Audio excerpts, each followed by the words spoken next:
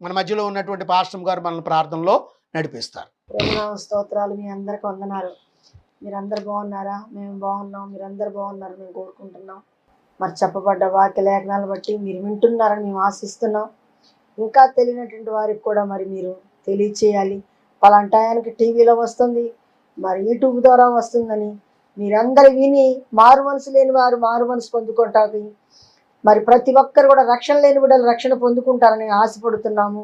ఆశతో మరి ప్రయాసగా పడి మరి మీ దాసుడు మరి టయానికి వాక్యాన్ని మరి చెప్తున్నాడు, విత్తుతున్నాడు విత్తనాలు. అవి మీ హృదయాల్లో ఫలిస్తూనే నమ్ముతున్నాం. మీరు ఈ వాక్యానికి మరి బద్దులై ఉంటారని ఆశిస్తున్నాం. ప్రార్థన చేసుకుందాం. స్తోత్రములు స్తోత్రములు స్తోత్రము నాయన. మహాగణుడమైన తండ్రి, మహోన్నతుడా, సర్వశక్తిమంతుడా, నీకే స్తుతులు స్తోత్రము నాయన.